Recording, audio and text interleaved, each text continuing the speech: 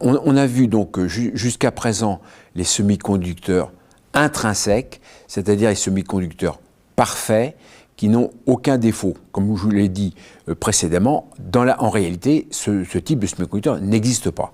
Maintenant, on va s'intéresser à un type de défaut qui est donc rajouté de manière intentionnelle, c'est ce qu'on appelle le dopage. Et on va voir que le dopage est une des caractéristiques essentielles des semi-conducteurs.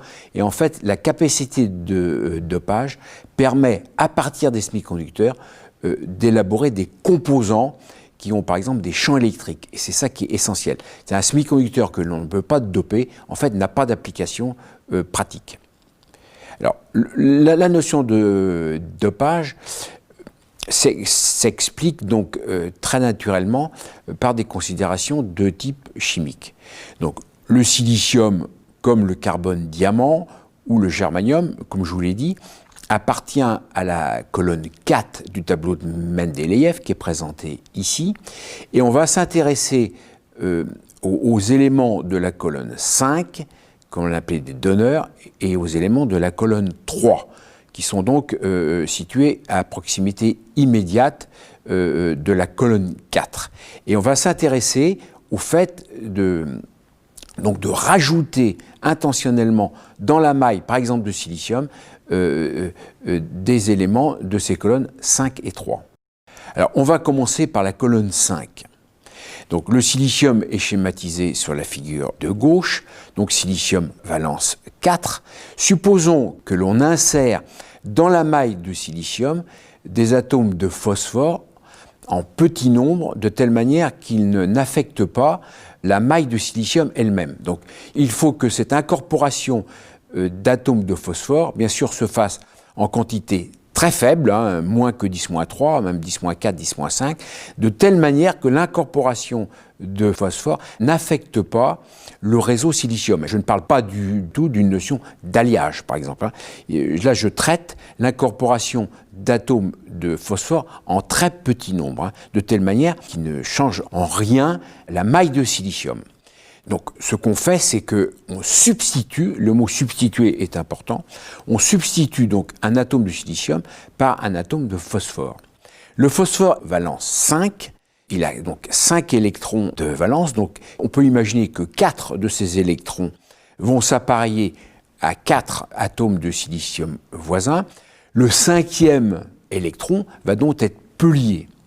Donc le 5e électron va être quasi libre, puisqu'il est beaucoup moins lié, puisqu'il ne fait pas de liaison covalente avec les autres atomes de silicium, donc il est peu lié. Donc ce 5e électron va être quasi libre et il va donc pouvoir contribuer à la conduction, puisque ce 5e électron pourra être facilement ionisé. Le fait qu'il est peu lié signifie qu'avec une énergie faible, on va pouvoir l'ioniser beaucoup plus facilement que les atomes de silicium.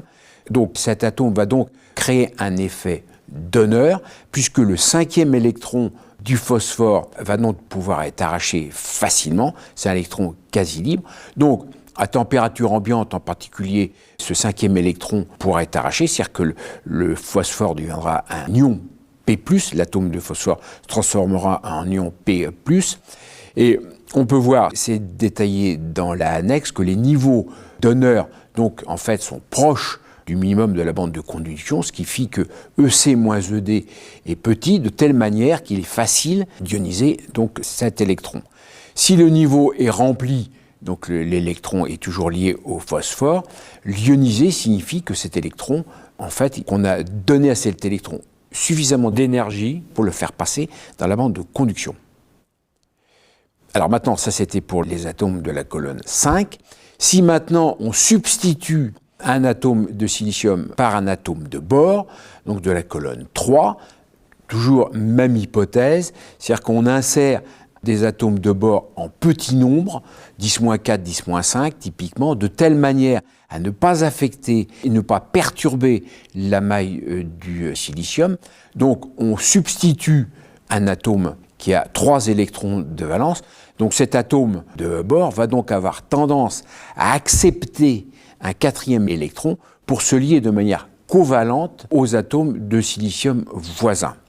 C'est-à-dire qu'en d'autres termes, son niveau dit accepteur va être dans son cas proche de la bande de valence, et donc l'énergie EA-EV doit être fournie à l'électron de la bande de valence pour compenser le trou lié à l'accepteur.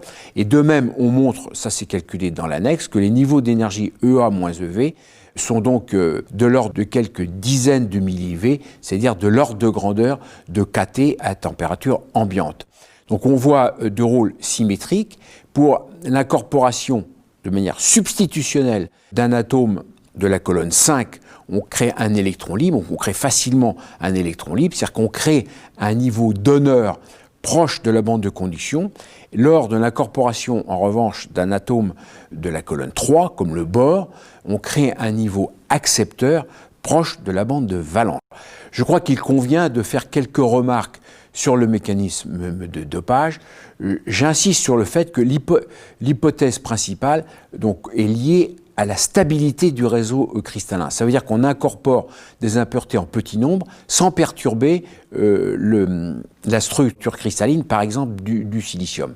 Donc en fait, on voit que la stabilité du réseau est plus importante qu'en fait que les notions de chimie, puisque le phosphore n'est pas de valence 4 et le bore n'est pas de valence 4 non plus. En termes clairs, si vous voulez acheter un gaz porteur du phosphore, c'est la phosphine pH 3.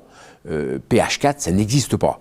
Donc la valence 4 du phosphore n'est pas naturelle, de même pour le bore, la valence 4 non plus. Donc le phosphore n'est pas de valence 4, le bore non plus, mais son incorporation de manière substitutionnelle a été traitée par le fait que l'hypothèse principale, c'est la stabilité du réseau cristallin du silicium, par exemple. Alors, bien sûr, les impuretés doivent être incorporées en très petit nombre pour ne pas affecter le réseau cristallin. Il n'y a pas d'effet d'alliage du tout. Mais, par exemple, j'ai traité des atomes voisins du silicium ou du germanium. Il se trouve que dans l'azote est également dans la colonne 5. Et en fait, le cas de l'azote n'est pas similaire à celui du phosphore. Par exemple, dans le cas du carbone, ce qu'on verra par la suite, à cause des liaisons CN, par exemple. Alors, ce mécanisme s'applique directement aux liaisons covalentes, puisque l'incorporation du phosphore, donc il y avait 4 électrons, des liaisons de valence avec liaisons covalentes avec les atomes de silicium proches. Donc, par exemple, ce mécanisme-là, qui ne s'applique que aux liaisons covalentes, ne s'applique pas aux semi-conducteurs 2,6, puisque les semi-conducteurs 2,6 sont des cristaux ioniques. Et bien entendu, comme on le verra par la suite, ce mécanisme de dopage ne s'applique pas aux semi-conducteurs désordonnés, comme le silicium amorphe, puisque dans le cas d'un semi-conducteur désordonné, en fait, la maille solide peut se relaxer, en fait, pour incorporer des atomes de valence 5 ou 3, sans avoir cet effet donneur ou accepteur.